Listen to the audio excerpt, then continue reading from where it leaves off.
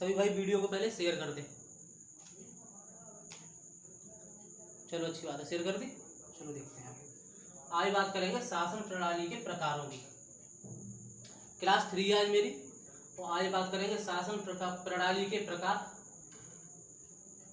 तो एक टाइप होती है शासन प्रणाली के प्रकार की कि केंद्र और राज्यों के आधार पर शासन प्रणाली 3 प्रकार की होती है। पहली परिसंघात्मक शासन प्रणाली, पहली क्या होती है? परिसंघात्मक शासन प्रणाली। दूसरी संघात्मक शासन प्रणाली, दूसरी कौन सी? संघात्मक शासन प्रणाली। तीसरी एकात्मक शासन प्रणाली, तीसरी एकात्मक शासन प्रणाली। ये 3 प्रकार की शासन प्रणाली होती है। कब होती है? केंद्र और राज्यों के आधार पर शासन प्रणाली के 3 प्रकार होते हैं, केंद्र और राज्य के आधार पर। ठीक। अब दूसरी जो टाइप होती है वो विधायिका एवं कार्यपालिका के आधार पर शासन प्रणाली 2 प्रकार की होती है। कितने प्रकार की? 2 प्रकार की। पहली होती है संसदीय शासन प्रणाली जो भारत में है, दूसरी होती है अध्यक्षीय शासन प्रणाली जो यूएसए में। ठीक है, इतनी बात समझ में आई। अब बात करेंगे परिसंघात्मक शासन प्रणाली के बारे में। परिसंघात्मक शासन प्रणाली के बारे में बात करेंगे।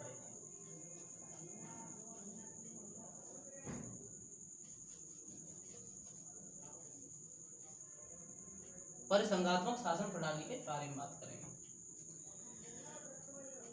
परिसंघात्मक शासन प्रणाली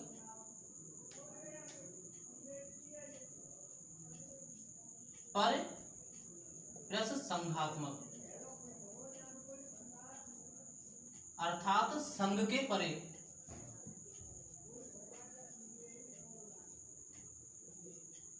संघ से परे। ठीक है, परिसंघात्मक का मतलब होता है परे प्लस संघात्मक, ये 2 शब्दों से मिलकर बना होता है। अर्थ होता है इसका संघ से परे। ठीक है, इसमें केंद्र का महत्व नहीं होता, केंद्र का महत्व नहीं होता, केंद्र का महत्व नहीं होता है। केंद्र का स्वतंत्र अस्तित्व नहीं होता, या हम कह सकते हैं कि इसमें केंद्र को विशेष तवज्जो नहीं दी जा सकती। ठीक है, केंद्र को विशेष तवज्जो नहीं दी जा सकती, अर्थात राज्य का नाश नहीं होता। हम कह सकते हैं राज्य का नाश नहीं होता, राज्य का नाश नहीं होता, राज्य का नाश नहीं होता। अब हमारा जो कॉन्सेप्ट है परिसंघात्मक शासन प्रणाली का, जो कॉन्सेप्ट बन के आएगा वो क्या बनेगा?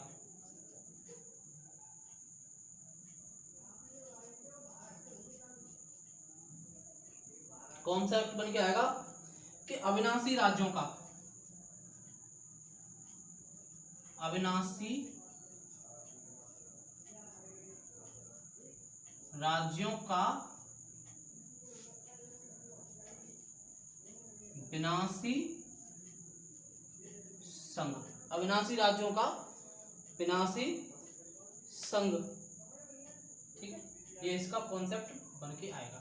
और जो उसमें लिखा हुआ है संविधान में, वो कैसे लिखा हुआ है कि अविनाशी राज्यों का विनाशी संघ परिसंघात्मक प्रणाली या शासन प्रणाली कहलाती है। तो ये आपका एक पॉइंट क्लियर हो गया कि परिसंघात्मक क्या है।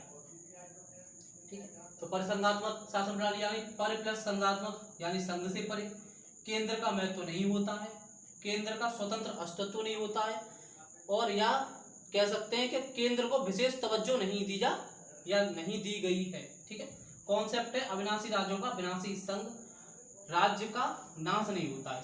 इसमें क्या नहीं होता? राज्य का नाश नहीं होता है। अब आगे बढ़ते हैं, अब बात करते हैं संघात्मक शासन प्रणाली की। संघात्मक शासन प्रणाली, संघात्मक शासन प्रणाली, संघात्मक शासन प्रणाली। अब ये क्या है इसके बारे में जानते हैं। संघात्मक शासन प्रणाली, ये 2 प्रकार की सरकार होती है इसमें। एक तो होती है केंद्रीय और दूसरी होती है स्थानीय। एक होती है केंद्रीय और दूसरी स्थानीय।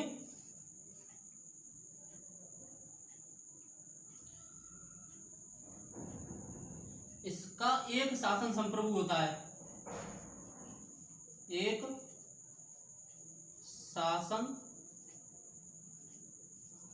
संप्रभु होता है और सरकार किसी एक व्यक्ति के हाथ में होती है। सरकार एक व्यक्ति के हाथ में होती है। ठीक है,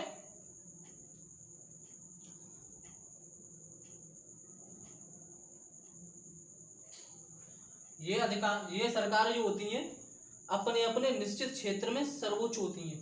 ठीक है, पॉइंट क्या बन गया आता है कि ये सरकारें अपने अपने, ये सरकारें, इसका पहला पॉइंट बनेगा ये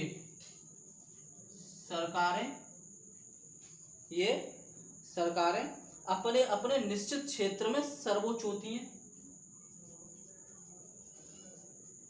अपने अपने निश्चित क्षेत्र में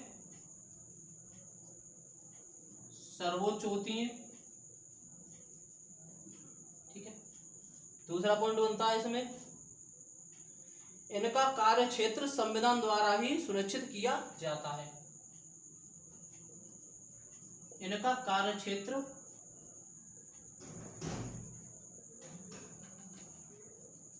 संविधान द्वारा ही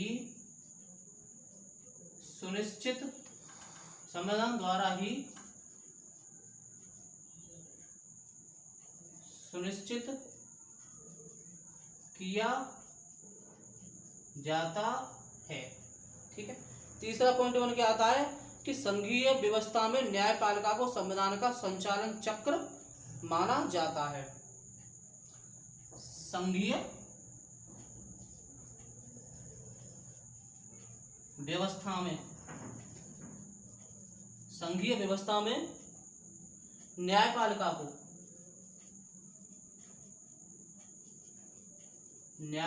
को संघीय व्यवस्था में न्यायपालिका को संविधान का संतुलन चक्र माना जाता है। संविधान का संतुलन चक्र माना जाता है। ठीक, चौथा पॉइंट है आपका, संघात्मक व्यवस्था सर्वप्रथम कनाडा में अपनाई गई। सबसे पहले किसने अपनाई? कनाडा ने। संघात्मक व्यवस्था सबसे पहले कनाडा ने अपनाई। किसने अपनाई? सबसे पहले कनाडा ने अपनाई। अब इसका जो कॉन्सेप्ट बन के आता है वो क्या होगा? इसका कॉन्सेप्ट बन के आया कि अविनाशी राज्यों का अविनाशी संघ संघात्मक है। कह सकते हैं इसे अविनाशी राज्यों का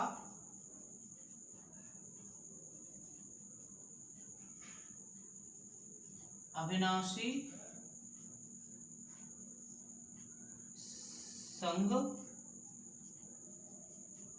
संघात्मक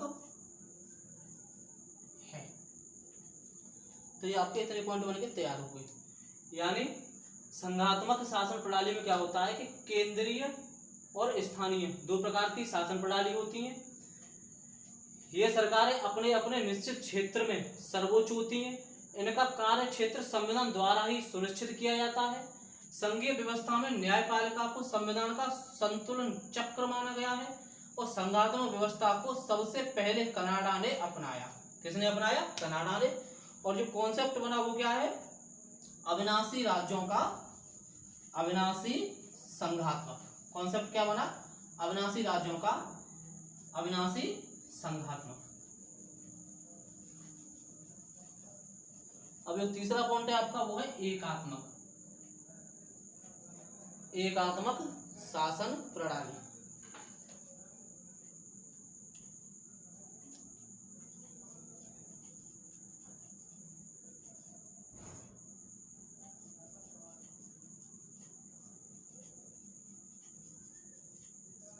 एकात्मक शासन प्रणाली, इसमें क्या होता है,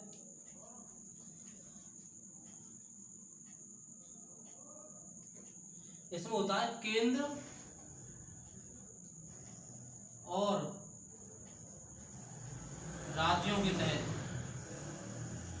राज्यों के तहत शक्तियां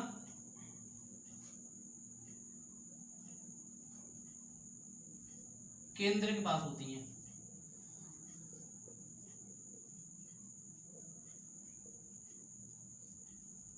शक्तियां किसके पास होती हैं, केंद्र के पास होती हैं। शक्तियों का बंटवारा नहीं होता, केंद्र के हाथ में ही होता है। ठीक है, इसमें शक्तियों का बंटवारा नहीं किया जा सकता है, सब कुछ केंद्र के हाथ में होता है। कह सकते हैं कि इसमें केंद्रीय शासन होगा, जैसे ब्रिटेन, फ्रांस और चीन। जैसे ब्रिटेन, फ्रांस और चीन, इन राज्यों में क्या है, एकात्मक शासन प्रणाली लागू है। इसे कह सकते हैं विनाशी राज्यों का अविनाशी संघ। क्या कह सकते हैं, कॉन्सेप्ट क्या है इसका,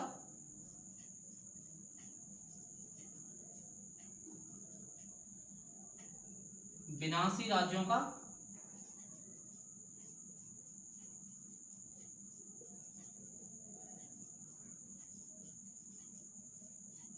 अविनाशी संघ। क्या कह सकते हैं, विनाशी राज्यों का अविनाशी संघ। अब हमारे पास एक बात और निकल के आती है कि भारत में कौन सी व्यवस्था लागू है, भारत में कौन सी व्यवस्था लागू है, भारत में कौन सी व्यवस्था लागू है। तो हम डायरेक्ट कहते हैं संघात्मक, संघात्मक। लेकिन एक दूसरी व्यवस्था भी लागू हो जाती है भारत में, वो है एकात्मक, एकात्मक। अब कब होती है, ये तो होती है सामान्य स्वरूप, लगभग हमेशा ही रहती है ये सामान्य स्वरूप। ठीक है, ये सामान्य स्वरूप में इस संघात्मक शासन प्रणाली लागू है, अभी संघात्मक शासन प्रणाली लागू है। लेकिन जब आपातकाल हो तो एकात्मक शासन प्रणाली लागू हो जाती है स्वतः ही। ठीक है, जब आपातकाल लागू होता है, क्या होता है, आपातकाल लागू होता है तब एकात्मक शासन प्रणाली लागू हो जाती है। ये क्वेश्चन बन जाते हैं, जब आपातकाल लागू होता है तब कौन सी शासन प्रणाली भारत लागू कर देता है, एकात्मक। और सामान्य स्वरूप कौन सी शासन प्रणाली लागू रहती है, तो उसे कह सकते हैं हम संघात्मक शासन प्रणाली लागू रहती है। अब बात करेंगे विधायिका एवं कार्यपालिका के आधार पर शासन प्रणाली दो प्रकार की होती है। विधायिका और कार्यपालिका के आधार पर शासन प्रणाली दो प्रकार की होती है। पहली होते संसदीय शासन प्रणाली,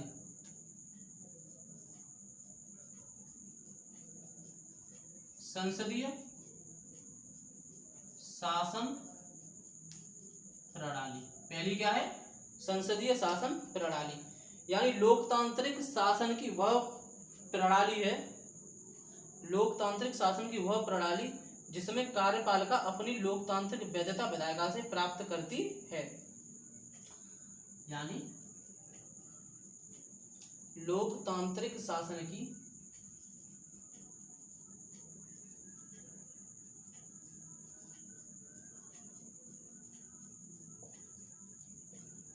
वह प्रणाली, लोकतांत्रिक शासन की वह प्रणाली जिसमें कार्यपालिका जिसमें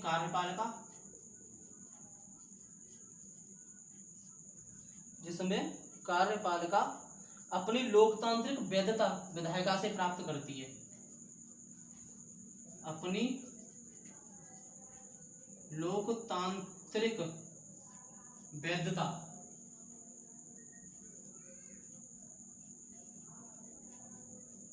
विधायिका से प्राप्त करती संसदीय शासन प्रणाली यानी लोकतांत्रिक शासन की वह प्रणाली जिसमें कार्यपालिका अपनी लोकतांत्रिक वैधता क्या करती है, विधायिका से प्राप्त करती है।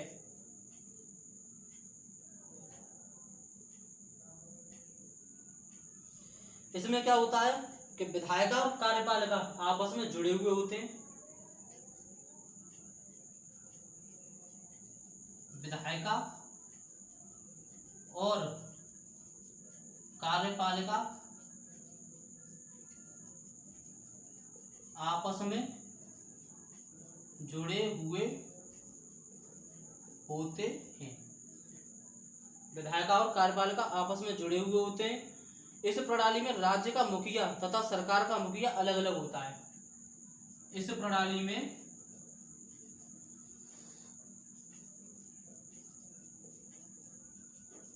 राज्य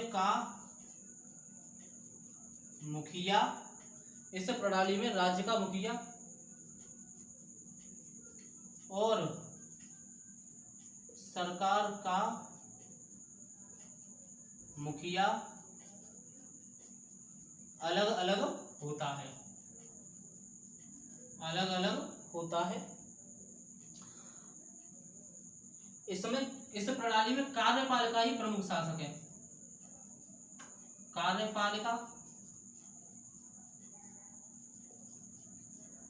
प्रमुख शासक है। कार्यपालिका क्या है, प्रमुख शासक है। और भारत में संसदीय शासन प्रणाली लागू है। भारत में संसदीय शासन प्रणाली लागू है। ठीक है, तो ये क्या हो गया, संसदीय शासन प्रणाली हो गई आपकी। इसमें क्या होता है कि लोकतांत्रिक शासन की वह प्रणाली जिसमें कार्यपालिका अपनी लोकतांत्रिक वैधता विधायिका से प्राप्त करती है और विधायिका और कार्यपालिका आपस में जुड़े हुए होते हैं। ठीक है,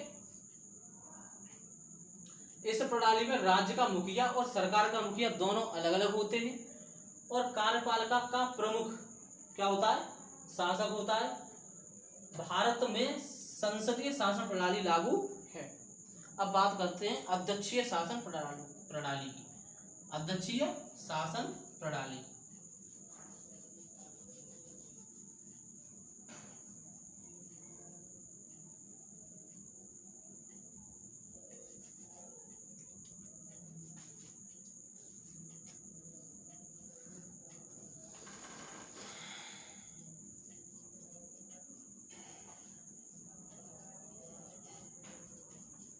अध्यक्षीय शासन प्रणाली, इसमें क्या होता है, इस प्रणाली में राज्य का अध्यक्ष सरकार का भी अध्यक्ष होता है। राज्य का अध्यक्ष सरकार का भी अध्यक्ष होता है। पॉइंट 2, इसमें सबसे महत्वपूर्ण बात यह है कि यह अध्यक्षीय प्रणाली में कार्यपालिका अपनी लोकतांत्रिक वैधता विधायिका से नहीं प्राप्त करती है और इस प्रणाली में राष्ट्रपति शासन होता है। इस प्रणाली में क्या होता है, राष्ट्रपति शासन होता है। जैसे यूएसए। आपका टॉपिक हो गया खत्म। अब कल आप बात करेंगे हिस्टोरिकल बैकग्राउंड के बारे में। ठीक है, तो सभी भाई क्लास को शेयर कर दें और लाइक कर दें, सब्सक्राइब कर दें। कल और मजा आने वाला है। जय हिंद।